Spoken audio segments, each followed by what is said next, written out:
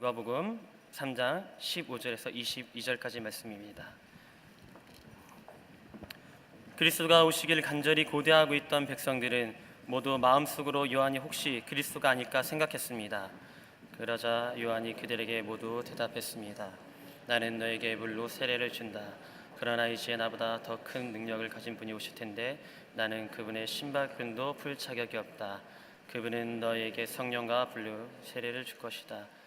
그분은 손에 키를 들고 타작마당을 깨끗이 치우시며 알곡을 창고에 모아드리고 죽정이를 꺼지지 않는 불에 태우실 것이다. 그리고 요한은 또 다른 많은 말씀들로 백성을 권고하고 좋은 소식을 전파했습니다. 그런데 분봉한 헤롯은 자기 동생의 아내 헤로디아에 관해 또 헤롯 자신이 저지른 악행에 관해 요한이 질책하자 그 모든 것에 악을 가지고 요한은 잡아 감옥에 가두고 21절 22절 말씀 함께 읽겠습니다. 모든 백성이 침례 때 예수께서 세례를 받으셨습니다. 예수께서 기도하시자 하늘이 열리고 성령께서 비둘기 같은 형상으로 그분 위에 내려오셨습니다. 그리고 하늘에서 한 소리가 나왔습니다. 너는 내 사랑하는 아들이다. 내가 너를 기뻐한다. 아멘. 본문을 가지고 예수께서 세례를 받으신다 제목으로 김영배 목사님 말씀 선포해 주시겠습니다.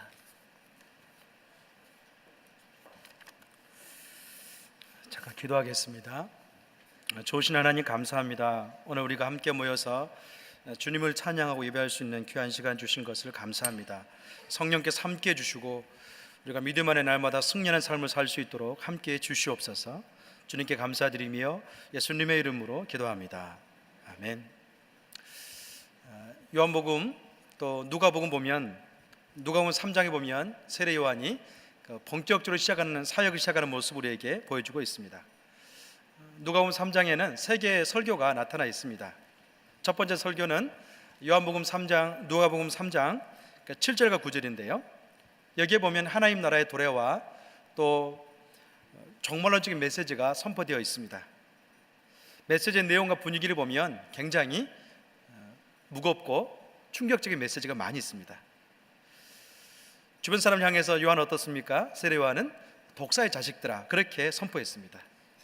장차 너에게 다가올 진노를 누가 피할 수 있겠느냐 그렇게 선포했습니다. 그러면서 어떻습니까? 요한은 회개 합당한 열매를 맺은 자만이 그에 합당하다 그렇게 선포합니다. 만약 여러분 가운데 또 저 가운데 현장에 있었던 사람이 어느 날 세례 요한이라는 사람이 와서 이 말씀을 증거한다면 여러분 마음 어떻겠습니까? 그는 광야에서 메뚜기와 석정을 먹었었고 홀로 하나님과 깊은 영적인 교제 가운데 있었던 사람이었는데 어느 날 우리 가운데 와서 메시지를 전했습니다. 그런데 그 메시지 내용이 굉장히 강합니다.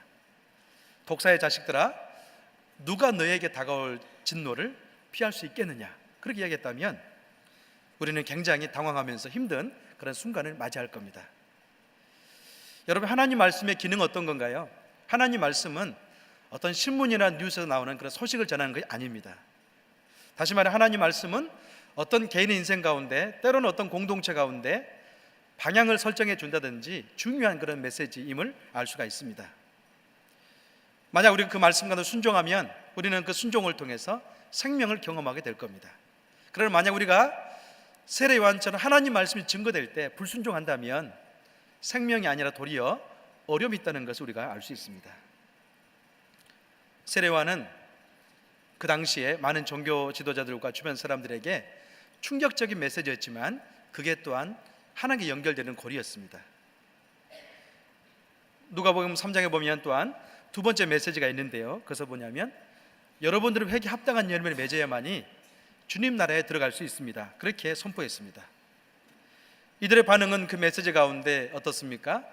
그러면 우리는 어떻게 해야만이 합당한 존재가 됩니까? 그렇게 물었습니다. 세례 요한은 그에 대해 답을 합니다. 옷을 두 벌 가진 자는 없는 자에게 나눠주고 먹을 거 있는 자에게는 먹을 거 없는 자에게 나눠주라 그렇게 이야기했습니다. 또 세대들 가운데는 그렇게 이야기합니다. 너희는 정해진 서외에는 거두지 마라 또 그렇게 이야기합니다. 또 군인들 어떻습니까? 강제로 돈을 뜯어내지 말고 받는 월급으로 족하라 그렇게 이야기했습니다. 세례 요한의 가르침은 주변 사람들이 굉장히 개혁적이었고 도전적이었고 메시아적인 그런 메시지를 증거했습니다. 이런 메시지를 듣다가 어떤 분 가운데는요, 갑자기 그런 생각이 드는 거예요. 혹시 이 사람이 구약에 약속했던 그런 메시아가 아닌가, 그런 생각 가운데 이들은 젖어들기 시작했습니다. 그래서 이들의 질문은 한결같습니다. 오실 메시아가 당신이 아닙니까? 그렇게 물었습니다. 오늘 본문인데요, 15절에서 17절 말씀을 같이 한번 읽어보겠습니다. 시작. 그리스도 오시기를 간절히 고대하고 있던 백성들은 모두 마음속으로 요한이 혹시 그리스도가 아닐까 생각했습니다. 그러자 요한이 그들 모두에게 대답했습니다. 나는 너에게 물로 세례를 준다. 그러나 이제 나보다 더 큰 능력을 가지신 분이 오실 텐데 나는 그분의 신발끈도 풀 자격이 없다. 그분은 너에게 성령과 불로 세례를 줄 것이다. 그분은 손에 키를 들고 타작마다를 깨끗이 치우시며 알곡을 창고에 모아드리고 쭉정이를 꺼지지 않는 불에 태우실 것이다. 아멘. 누가복음 3장의 세 편의 설교 가운데 가장 중요한 설교는 오늘 본문에 나타나 있는 설교입니다.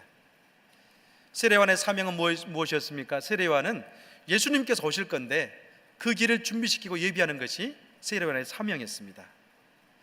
메시아를 기다리는 사람들에게 어떻게 하면 하나님 나라에 합당한 그런 존재가 되어서 메시아 길을 예비할 수 있습니다. 그렇게 답을 주고 있는 것을 오늘 본문에 알 수 있습니다. 그래서 요한은 자신을 찾아온 사람들에게 물 세례를 통해서 죄를 정결케 하고 새롭게 하는 것을 이야기하고 있습니다. 누가복음 3장에 나타난 오늘의 본문은 핵심 메시지는 무엇이냐면 기독론적인 설교입니다. 요한은 이들의 질문에서 자신이 누구인지를 밝히는 반면에 또 오실 메시아에 대해서 분명히 말씀하고 있습니다. 자신은 뒤에 오실 분이 있는데 그분의 신발끈도 풀 수 없는 존재다, 그렇게 이야기하고 있어요. 그러면서 어떻습니까? 예수님은 장차 성령과 불로 여러분을 세례할 것입니다, 그렇게 이야기합니다. 이 당시에 사람들이 필요했던 것은 무엇입니까? 이들에게 필요했던 것은 물세례가 필요했습니다. 물세례를 통해서 자기 죄를 깨닫고 회개하는 것이 필요했습니다. 또 한 가지 무엇인가요? 이들에게는 불과 성령의 세례가 필요했습니다. 구약 성경에 보면 하나님께서는 어떻습니까? 자기 백성을 정결케 하는 능력자로 나타나 있습니다. 그래서 구약의 선지자들도 어떻습니까? 불을 통해서 자기 백성들 하나님이 정결케 할 것이다, 그렇게 이야기했습니다. 그런데요, 오늘 본문에 보면 중요한 개념 한 가지가 있습니다. 그것은 무엇이냐면 성령과 불에 대한 개념입니다. 이 성령과 불에 대한 개념은요, 긍정적인 면이 있는 반면에 또 부정적인 면이 있습니다. 불에 대한 긍정적인 개념은요, 성령의 역사를 통해서 인간의 모든 죄악을 태워버리는 그런 긍정적인 개념이 있습니다. 또 한 가지 무엇인가요? 불의 개념 가운데 부정적인 면은 하나님의 뜻을 거역하면서 순종하지 않는 사람들에게 심판의 불로 나타난 것을 종종 볼 수 있습니다. 누가복음 3장 9절 말씀 같이 한번 읽어보겠습니다. 시작. 도끼가 이미 나무 뿌리에 놓여 있다. 그러므로 좋은 열매를 맺지 않는 나무는 모조리 잘려 불에 던져질 것이다. 여러분, 3장 9절 말씀 같은 경우도 이 불의 개념이 부정적인 개념으로 쓰여지고 있습니다. 도끼가 이미 나무 뿌리에 놓여 있는데요, 그러므로 여러분 가운데 좋은 열매 맺지 않으면 어떻습니까? 나무는 모조리 잘려서 불 속에 들어갈 것이다. 그러니까 심판에 대해서 이야기하고 있습니다. 여러분, 만약에 요한이 이제 예수님께 나오기 위해서 많은 그 사람들에게 부드러운 이야기, 또 칭찬의 이야기, 격려의 메시지를 전했다면 얼마나 좋겠습니까? 종종 우리가 하나님께 나갈 때 그런 마음을 갖습니다. 하나님이 나를 칭찬해주고 격려해주고 또 나를 수용해주기를 기대하는 것이 참 많습니다. 물론 우리 하나님은요, 저와 여러분을 사랑하시고 또 우리에게 좋은 메시지를 주시고 늘 응원한 분이십니다. 그러나 때로 어떻습니까? 세례요한 같은 경우는 400년 동안 이스라엘 백성들 가운데 메시지가 끊겨 있는 그런 상황 가운데 선지자로 세워졌습니다. 그래서 그의 메시지는 굉장히 강하면서도 어떻습니까? 도전적인 메시지를 저와 여러분에게 전해주고 있습니다. 그것은 뭐냐면 이제는 여러분들이 경각심을 가져야 됩니다. 이제는 여러분들이 죄악된 자리 가운데 있다면 벗어나야 됩니다. 그렇게 메시지를 전합니다. 그 경각심 속에는요, 두 가지 방향을 이야기합니다. 한 가지는 뭐냐면 순종에 대해서 이야기합니다. 만약 여러분들이 순종한다면 하나님의 영광과 은혜가 있습니다. 또 한 가지 무엇을 이야기합니까?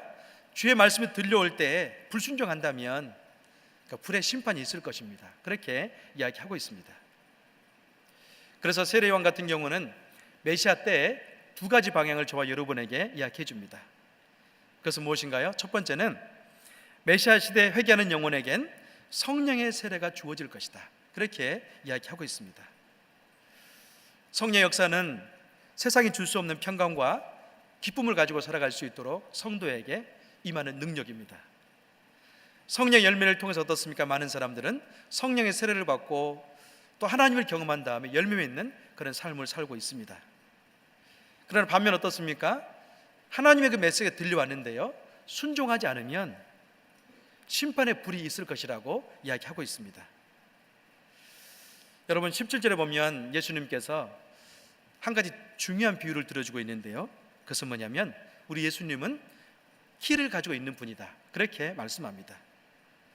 종종 성경에는 이 키질을 한다, 그런 표현이 있어요. 여러분 키질을 한다는 게 무슨 의미인가요? 우리가 농촌에 사는 분은 알겠지만은 가을이 되면 곡식을 거둬들일 때 농부는 곡식을 거둔 다음에 꼭 그런 작업을 거칩니다. 채를 가지고 곡식을 이렇게 채질하는 거죠. 채질하면 어떻습니까? 알곡 같은 경우는 이 채 안으로 쌓여들면서 농부가 그걸 가지고 사용합니다. 그렇지만 그 채질하는 순간에 알곡이 차지 않는 쭉정이들은요 다 밖으로 가게 되어 있어요. 마치 그런 것처럼 우리 예수님은 인생의 모든 것들을 판단하시는 키를 가지고 있다고 본문은 이야기하고 있습니다. 그래서 그 키질을 통해서 어떻습니까? 주의 말씀에 순종하고 또 말씀에 순종하면서 열매를 맺는 영혼 같은 경우는 받아들이지만, 불순종하는 영혼 같은 경우는, 가라지 같은 경우는 멀어질 것이다, 그렇게 이야기하고 있습니다. 이 비유가 마태복음 13장 27절과 30절에 보면 자세히 나와 있습니다. 시간 같이 한번 본문을 마태복음 13장 27절에서 30절을 같이 읽어보겠습니다. 시작. 종들이 주인에게 와서 말했다. 주인님께서는 밭을 좋은 씨를 뿌리지 않으셨습니까? 근데 도대체 저 가라지가 어디에서 생겨났습니까? 그러자 주인이 대답했다. 원수가 한 짓이다. 종들이 물었다. 저희가 가라지를 뽑아버릴까요? 주인이 대답했다. 아니다. 가라지를 뽑다가 밀까지 뽑을 수 있으니 추수할 때까지 둘 다 함께 자라도록 내버려 두어라. 추수 때 내가 일꾼들에게 먼저 가라지를 모아 단으로 묶어 불태워버리고 밀은 모아 내 곳간에 거둬들이라고 하겠다. 아멘. 예수님께서 마태복음 13장에 보면 이 종말 비유를 하고 있는데요, 이 종말 비유 가운데 한 가지가 키질하는 예수님 모습을 보여주고 있습니다. 그때 어떻습니까? 예수님께서는 좋은 씨를 뿌렸는데요, 이 밭에 가보니까 가라지가 거기 있는 거예요. 그런데 예수님은 그 제자들의 질문 가운데 그렇게 이야기합니다. 가라지가 보인다고 해서 그 밭에서 가라지를 뽑지 말고 그대로 놔두어라. 마지막 때가 되면 가라지와 알곡을 구분할 수 있을 것이다, 그렇게 이야기하고 있습니다. 여러분 오늘 본문에 보면 예수님의 관심이 나타나 있는데요, 예수님의 관심은 어디에 있습니까? 그러니까 쭉정이에 있습니까? 알곡에 있습니까? 우리 주님의 관심은 알곡에 있습니다. 예수님께 타장의 심판을 하고 있는데요, 이 심판 가운데 보호하기 원하는 것은 알곡을 보호하기 원합니다. 그래서 종말의 때 예수님의 음성이 들려오면 그 음성 가운데 순종하고 또 그 말씀대로 살아가는 사람이 알맹이게 되고 결국에는 승리할 수 있다는 것을 우리에게 보여줍니다. 여러분 우리의 매일매일의 삶은요 한 가지 중요한 게 있습니다. 그것은 무엇인가요? 매일의 그 현실의 삶은요 영원을 준비하는 기간임을 우리가 알 수 있습니다. 여러분 진정한 순종 헌신은 무엇인가요? 장차 종말의 때에 기쁨으로 단을 거두는 것을 알 수 있습니다. 세례요한 같은 경우는 그런 의미에서 자기가 찾아오는 모든 사람들에게 영원한 세계를 준비하고 있는 것을 우리가 알 수 있어요. 그러나 불순종의 불은 마지막 때 심판의 불로 우리에게 찾아온 것 또한 이야기하고 있습니다. 시편 1편 6절에 보면 그런 말씀이 있습니다. 무릇 의인의 길은 여호와께서 인정하시나 악인의 길은 망하리로다. 이게 바로 종말에 대한 세례요한의 표현과 동일한 그런 표현입니다. 여러분 세례요한의 메시지는요, 그러니까 저와 여러분 인생 가운데 기초토를 세워가고 있습니다. 예수님께서 분명 우리 인생 가운데 키를 잡고 있는 분이라면 우리는 세례 요한의 그 가르침 가운데요, 순종했을 때 날마다 승리할 수 있는 그런 삶을 살 수 있습니다.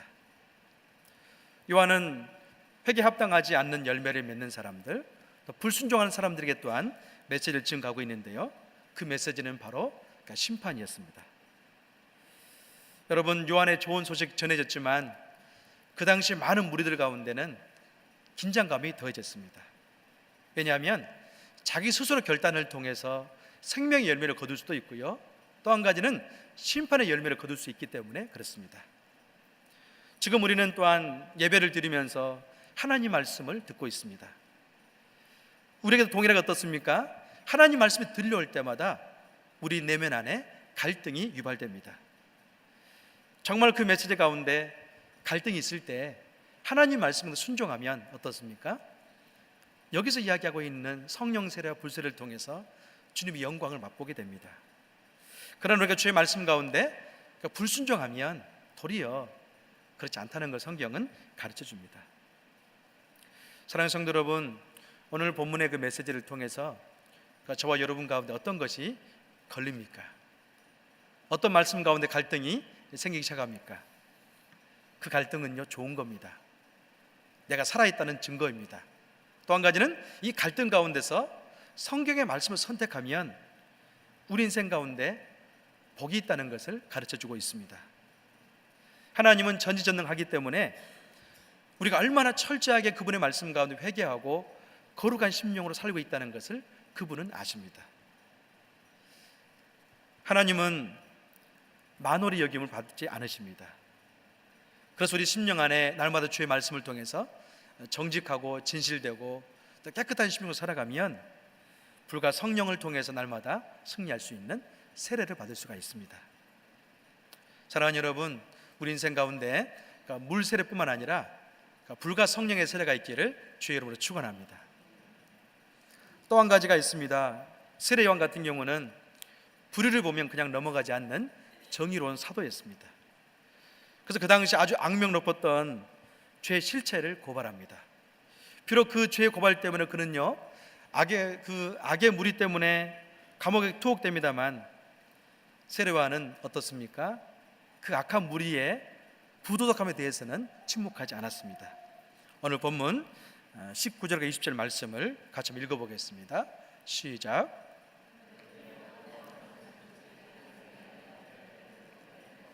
헤롯 자신이 저지른 악행에 관해 요한이 질책하자 그 모든 것에다 악을 한 가지 더 행했습니다. 요한을 잡아 감옥에 가두었던 것입니다. 아멘. 그는 갈릴리 분봉 왕이었던 헤롯을 공개적으로 비판했습니다. 여기 나와 있는 헤롯 안티파스는 주전 4세기부터 주 39년까지 아주 길게 통치했던 왕이었습니다. 헤롯은 자신의 동생인 동생의 아내인 헤로디아와 결혼함으로 인해서 근친상간과 간음의 죄를 저질렀습니다. 그러나 헤롯 같은 건 어떻습니까? 엄청난 권력을 가지고 있었기 때문에 그 당시에 전제 군주인 그를 비난한다는 것은 굉장히 어려움이었습니다. 그러나 어떻습니까? 세례 요한 같은 경우는 그 죄악을 고발합니다. 여러분, 세례 요한은 무엇을 바랐겠습니까? 적어도 그는 그 믿음이 있었습니다. 마지막 때가 되면 패배한 인생은 헤롯이란 그런 관점이 그에게는 있었습니다. 그렇기 때문에 그는 어떻습니까? 비록 무서움과 두려움이 있었지만 그 죄를 고발했던 것을 알 수 있어요. 우리는 쉽게 세상적 관점 가운데 오늘 본문 가운데 19절 20절은 세례 요한이 잘못했다 그렇게 생각할 수도 있습니다. 왜 그 죄를 지적하고 감옥에 투옥되는가? 만약 그렇지 않았다면 가지 않았을 텐데 그렇게 이야기할 수도 있습니다. 그러나 여러분, 세례 요한은 그 사건을 통해서 죽음을 맞이하지만 헤롯의 야망과 헤롯의 욕심이 결코 세례 요한을 죽이지 못했습니다. 왜냐하면 세례 요한 같은 경우는 죽어서도 어떻습니까? 바른 진리를 저와 여러분에게 말하고 있기 때문에 그렇습니다. 세례 요한은 죽음으로 인하여서 더 많은 사람들에게 참된 진리의 길과 무엇이 죄인가를 드러냈던 그런 사람이었습니다. 때로 우리는 크리스천으로 살아가면서 많은 것들을 보게 되고 또 갈등을 할 때가 참 많이 있습니다. 때로는 내 안에는 불의를 볼 때도 있고요, 때로는 성도들 안에, 또 교회 안에 때로 어떻습니까? 세상 가운데 불의를 접할 때가 참 많이 있습니다. 그럴 때마다 우리는 문득 생각나죠. 내가 이것을 정직하게 고백하면, 말하면 안 될 텐데, 그 진리일지라도 내 그런 입장이 자꾸 생각되는 거예요. 그러나 세례요한 같은 경우는 어떻습니까? 참된 진리 가운데 죄를 지적하는 그런 사람이었습니다. 오늘 마지막 가운데, 세례요한 가운데 사역이 한 가지 소개되고 있는데, 그것은 뭐냐면 예수님에게 물 세례를 주고 있는 사건입니다. 이 사건은 굉장히 획기적인 사건이었습니다. 왜냐하면 예수님은 전혀 죄가 없는 분이셨는데 죄인들이 와서 세례받는 그곳 가운데 그분이 다가오기 때문에 그렇습니다. 그런 다음에 하늘로도 소리가 났었는데요, 그 소리는 자기뿐만 아니라 어떻습니까? 많은 사람이 듣는 그런 메시지가 전해졌습니다. 오늘 본문 20절 21절 말씀을 같이 읽어보겠습니다. 시작. 모든 백성이 세례를 받을 때 예수께서도 세례를 받으셨습니다. 예수께서 기도하시자 하늘이 열리고 성령께서 비둘기 같은 형상으로 그분 위에 내려오셨습니다. 그리고 하늘에서 한 소리가 나왔습니다. 너는 내 사랑하는 아들이다. 내가 너를 기뻐한다. 아멘. 20절 21절 말씀 같은 경우는 누가복음을 기록한 누가가 예수님의 인성에 대해서 강조하고 있습니다. 예수님은 비천한 신분으로 이 땅에 오셨고 또 그 출생지 또한 어떻습니까? 무명의 장소였습니다. 또 그의 처음 출생 가운데는 목자와 또 이방인들이 와서 그를 경배하는 그런 모습이 있었습니다. 그런데요, 이제 예수님께서는 이 세례받는 모습을 통해서 드디어 공적인 존재로 드러나기 시작합니다. 여러분, 여기 중요한 게 한 가지 있습니다. 우리 예수님은 어떻습니까? 만왕의 왕이셨고 하나님이셨지만 그는 이제 공생의 세계를 시작하면서 예루살렘으로 올라가지 않았습니다. 돌에 죄인들이 모여있는 그 냄새나고 또 어떨까요? 불의가 있는 곳 가운데 찾아갔습니다. 세상의 많은 정치가들은요, 두 가지를 생각한다고 합니다. 한 가지는 나의 정치 1번지를 어디로 삼을 것인가. 만약 어떤 시골보다는 대도시 화려한 곳에 가야만이 정치 인생이 펼까란 그런 생각을 한다고 합니다. 두 번째는 어떤 사람 만날 것인가, 거기에 대해서 초점을 많이 맞춘다고 합니다. 만약에 내가 이 사람을 만난다면 영향력을 많이 행사할 수 있어서 나를 도울 것이다. 그러나 예수님은요, 왕이셨지만 그는 세례 요한이 죄인들에게 세례를 베푸는 그 냄새를 나는 곳 가운데 찾아갔습니다. 여러분, 때로 우리는 그런 생각 해봅니다. 저 개인적으로 그런 생각 하곤 하는데요, 정말 사람들이 새롭게 거듭나고 또 하늘의 소망을 품을 수 있는 곳이 교회인가, 그런 생각을 해보기도 합니다. 왜 교회는 하나님의 전이지만 사람들이 모여서 때로 이런 갈등도 있고 이런저런 어려움이 있는가도 생각해 봅니다. 그러면서 어떻습니까? 정말 교회는 세상 가운데 희망을 줄 만한 공동체인가, 그 생각해 볼 때가 참 많이 있습니다. 여러분, 교회가 정말로 세상 가운데 희망을 줄 수 있고 소망을 줄 수 있는 그런 곳입니까?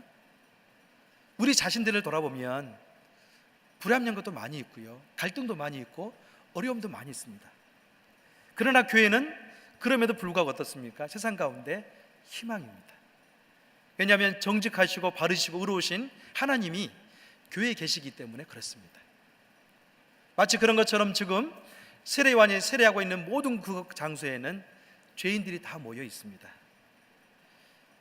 세례요한 같은 경우는 끊임없이 그들을 향해서 죄를 회개하는 세례를 베풀었습니다.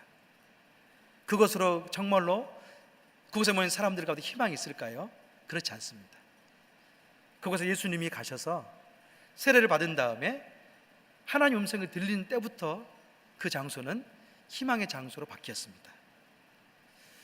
사랑하는 여러분, 인간이신 예수님은요, 죄는 없기 때문에 물 세례를 받아도 안 와도 됐습니다. 그러나 그는 어떻습니까?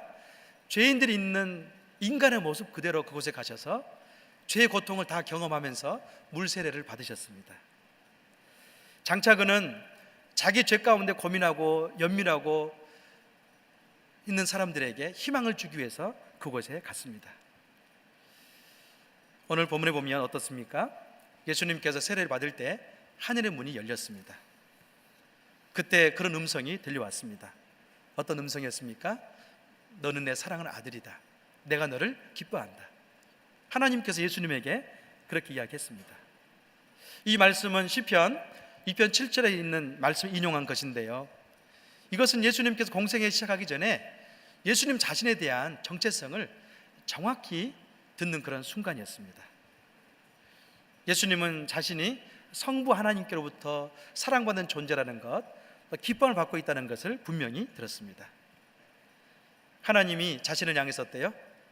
긍정하고 있고 또 격려하고 있고 힘을 보태는 음성을 들었습니다.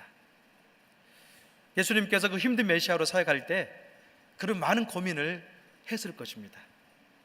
왜 그렇습니까? 그는 인간이기 때문에 때로 그런 마음도 들었을 거예요. 내가 꼭 이 길을 가야 되나, 그런 마음도 들었을 겁니다. 그때마다 예수님 곁에 그 음성이 들려왔을 겁니다. 내가 너를 사랑한다. 내가 너를 기뻐한다. 내가 너를 지지하고 응원하고 있다. 그 메시지가 들렸을 것입니다. 실상은 예수님 같은 경우는요, 누가복음 3장 21절하고 20에 나와 있는 말씀을 듣지 않아도 될 분이세요. 왜 그렇습니까? 그는 완전한 하나님이기 때문에 스스로 자족할 수 있는 능력이 그에게 있었습니다. 반면에 그는 어떤 분이셨습니까? 완전한 인간이셨습니다. 그렇기 때문에 이런 메시지 또한 그에게는 필요했습니다. 상한 감정이라는 책을 쓴 데이빗 시멘즈는요, 많은 크리스찬들이 사단의 무기 가운데 묶여 있다고 이야기하고 있습니다. 그는 그 책 가운데 이렇게 적고 있습니다. 많은 크리스찬들은 사단이 사용하는 최고의 심적 무기에 무너지고 있다. 이 무기는 낮은 자존감이다 라고 말합니다. 사단의 최대 심리 무기는 밑바닥 수준의 열등감과 또 자괴감, 못난 기분. 많은 성도들이 어떻습니까? 영적 체험을 하지만 여전히 자신의 낮은 자존감을 인하여서 자기를 쓸모없는 존재로 여긴다고 적고 있습니다. 이런 사람은요, 더 이상 하나님의 은혜를 많이 경험하지만 영적인 성장 가운데 깊이 들어가지 못한다고 이야기하고 있습니다. 여러분, 낮은 자존감을 가지고 있는 성도의 특징이 무엇인가요? 자꾸 비교하는 그런 비교의식을 가지고 있습니다. 한시도 비교의식 가운데 있기 때문에 속 편할 날이 없습니다. 혼자 있을 때는요, 마음이 평안함이 있는데 다른 사람 보면 자기도 모르는 사이에 비교의식 가운데 빠지면서 오장육부가 막 뒤집어지는 거예요. 그런 현상이 자꾸 일어납니다. 브레넨 매닝이라는 사람은요, 모든 성도 안에 있는 자기 혐오는 크리스찬으로 하여금 무능력하게 한다고 이야기합니다. 또 한 가지는 성령 안에서 성장함에 있어서 최고의 적은 자기 혐오다, 그렇게 지적합니다. 여러분, 부모가 어렸을 때 많은 사람들에게, 그 자녀에게 사랑을 더하면 그 자녀는 어떻습니까? 내가 사랑받는 존재이구나, 그런 마음을 가지고 살아갑니다.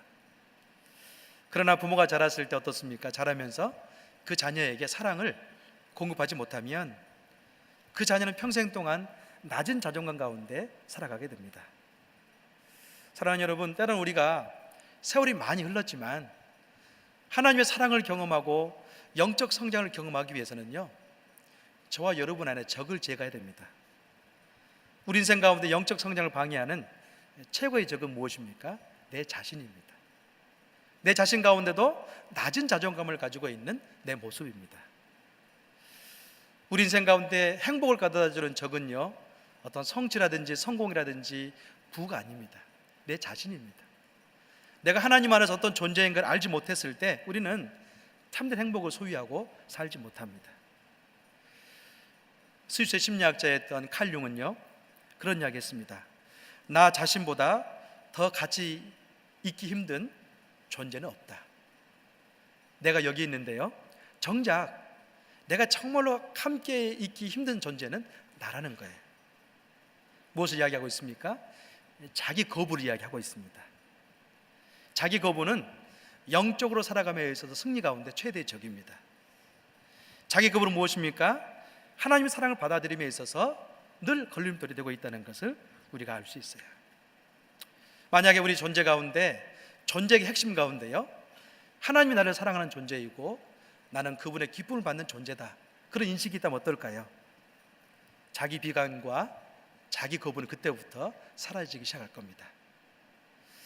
여러분, 현대를 가리켜서 중독사회라고 이야기합니다.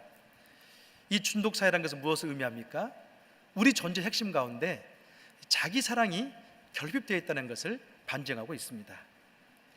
인간 행복은 어디에 있습니까? 조건에 있지 않습니다. 인간 행복은요, 존재 안에 있습니다. 예수님께서 어떻습니까? 하나님의 사랑을 받는 존재고 기쁨 받는 그 존재 가운데 자기 내면을 깊이 형성했을 때 그는 용감하고 대담한 사역자가 될 수 있었습니다. 사랑하는 여러분, 우리가 오늘 메시지 가운데 한 가지 분명히 정리하고 우리 인생을 출발할 게 있습니다. 그것은 뭔가요? 내가 누구인가를 분명히 알아야 됩니다. 이것은 어떤 행위라든지 어떤 열매라든지 어떤 직위에 따라 주어진 게 아닙니다. 존재 그 자체에 의미가 있다는 것을 발견할 때 우리는 영적으로 성장할 수가 있습니다. 하나님은 어떤 분이십니까? 하나님은 인간에게 직접 찾아오신 분이십니다. 창세기 3장 9절에 보면 하나님께서 아담에게 찾아갔습니다. 무엇을 이야기합니까? 아담아, 내가 어디 있느냐? 실상은요, 아담은 자기가 하나님 형상대로 창조함 받았지만은 죄를 지으면서 자기 잃어버렸습니다. 그러면서 그는 하나님의 그 낯을 피해서 두려움 가운데 숨어 있었어요. 그때 하나님이 아담에게 찾아가서 어떻습니까? 아담아, 내가 어디 있느냐? 그런 다음에 어때요? 그 죄악 가운데 숨어버린 아담을 다시 찾아서 가죽옷을 입혀주면서 동역자로 하나님은 아담을 삼았습니다. 사랑하는 여러분, 예수님께서 평생 동안 공생에 3년을 지냈는데요, 이제 오늘 물세례 받은 다음에 바로 이제 시험 받으면서 공생에 들어갑니다. 그때 하나님께서는 예수님에게 분명히 메시지를 전해줬습니다. 너는 나의 사랑하는 아들이다. 나는 너를 사랑한다. 그렇게 전해줬습니다. 만약에 저와 여러분도 하나님께서 예수님에게 전해준 이 메시지를 존재 중심 가운데 깊이 뿌리박고 그 안에 설 수만 있다면 우리 어떤 조건과도 비교하지 않고 넉넉히 승리할 수 있는 그런 사람이 될 것입니다. 작년에 러브 소나타 가운데 제가 참석했는데요, 재작년이군요. 재작년에 참석했는데 거기 한 목사님이 같이 왔습니다. 근데 그 목사님은 온누리교회 부목사인데 항상 제가 이제 중국에 있을 때도 교회에 와서 같이 특송도 하고 했던 목사님인데요, 굉장히 얼굴이 밝습니다. 밝고 또 이렇게 자신 있고 용감한 사역자였어요. 근데 그분이 재작년에 일본 러브스를 간증하는데요, 참 인생 가운데 어려움이 많이 있었더라고요. 가정이 굉장히 힘들었어요. 힘들고 아버지의 그런 강압적인 그런 성격 가운데 상처가 많이 있었다는 걸 발견했습니다. 근데 그분이 간증하는데요, 예수 믿고 난 다음에 가장 좋은 것은 뭐냐면 자기가 하나님의 사랑받는 존재라는 걸 발견했을 때 새로운 삶을 살 수 있다고 그는 고백했습니다. 그러면서 그분이 지은 시가, 지은 그 노래 작사가요, 또 작곡이 우리에게 아주 많이 불려지고 있는 그런 노래입니다. 어떤 노래인가요? 당신의 사랑받게 태어난 사람. 그는 이 메시지를 통해서 찬양을 부르면서 많은 사람들에게, 우리 크리스찬들에게 내가 누구인가를 밝혀주는 그런 역할을 했습니다. 그런 가사가 있습니다. 당신은 사랑받게 태어난 사람, 당신은 삶 속에서 그 사랑을 받고 있지요. 당신은 사랑받게 태어난 사람, 당신의 삶 속에 그 사랑을 받고 있지요. 태초부터 시작된 하나님 사랑은 우리 만남을 통해 열매를 맺고 당신이 이 세상에 존재함으로 인하여서 얼마나 큰 기쁨이 되고 의미 있는 존재인지 모릅니다. 그렇게 외치고 있습니다. 사랑하는 여러분, 우리도 이제는 세례 요한이 선포하고 있는 것처럼 그 메시지 가운데 우리는 중심을 기울여서 들어야 됩니다. 또 한 가지 무엇입니까? 예수님께서 사역 초기에 들었던 그 음성을 우리 내면에 깊이 새겨야 됩니다. 우리는 그럴 때 어떻습니까? 예수님께 자기 인생 가운데 많은 배반이 있었고 오해가 있었고 십자가의 고난이 있었지만 그 십자가의 길을 온전히 갈 수 있었던 것처럼 우리도 성도로서 이 땅을 승리할 수가 있습니다. 오늘 같이 한번 이 찬양을 불러보기 원하는데요, 자막을 통해서 같이 한번 이 찬양을 불러보기 원합니다. 이 찬양 부를 때는요, 다른 사람 생각하지 마시고 여러분 내면을 향해서 같이 한번 이 찬양을 불러보세요. 그럼 우리 안에 나를 발견할 수가 있습니다.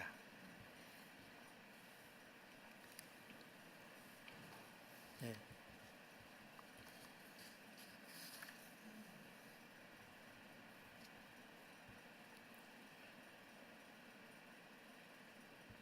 네, 같이 무반주로 하겠습니다. 당신은 사랑받기 위해 태어난 사람, 당신의 삶 속에서 그 사랑 받고 있지요. 당신은 사랑받기 위해 태어난 사람, 당신의 삶 속에서 그 사랑 받고 있지요.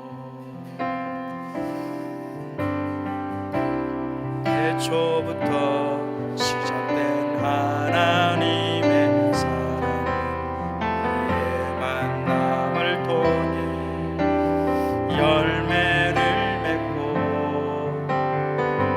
당신이 이 세상에 존재함으로 인해 우리에게 얼마나 큰 기쁨이 되는지. 당신은 사랑받기 위해 태어난 사람, 지금도 그 사랑 받고 있지요. 당신은 사랑받기 위해 태어난 사람, 지금도 그 사랑 받고 있지요. 당신은 사랑받기 위해,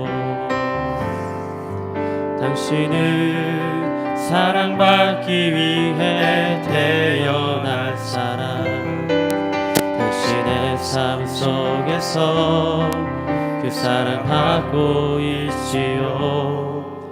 당신은 사랑받기 위해 태어난 사람, 당신의 삶 속에서 그 사랑 받고 있지요. 태초부터 시작된 하나님의 사랑, 우리의 만남을 통해 열매를 맺고, 당신이 이 세상에 존재함으로 인해 우리에게 얼마나 큰 기쁨이 되는지. 서로랑 같이 한번 축복하겠습니다. 당신은 사랑받기 위해 태어난 사람, 지금도 그 사랑 받고 있지요. 당신은 사랑받기 위해 태어난 사람, 지금도 그 사랑 받고 있지요. 자, 같이 기도하겠습니다. 시간 같이 한번 기도할 때 여러분 가슴에 손을 얹으시길 바랍니다. 우리는 이런 조건 저런 조건 가운데 나를 사랑할 수 있고 나를 수용할 수 있다고 이야기합니다. 그러나 우리 하나님께서는 이제 예수님께서 공생애를 시작할 때 내가 너를 사랑하고 너를 기뻐한다며 말씀했던 것처럼 우리가 하나님 뜻대로 살고자 고백하면서 나가는 우리에게 하나님은 말씀합니다. 내가 너를 존재 그대로 사랑하고 너를 기뻐한다. 그래서 용기를 가지고 영적 담대함을 가지고 할 수 있다는 그런 자신감을 가지고 살기를 원하고 계십니다. 같이 한번 기도하고 싶은 것은, 하나님, 내가 너를 사랑한다, 내가 너를 기뻐한다, 어떤 조건과도 관계없이 사랑하는 이 사랑 가운데 내 존재의 그 핵심이 정리되게 도와주시고 주님의 그 무조건적인 사랑받는 존재로서 날마다 확신과 소망의 삶을 살아갈 수 있도록 주여 내 인생을 붙잡아 주시옵소서. 시간 같이 한번 기도하겠습니다.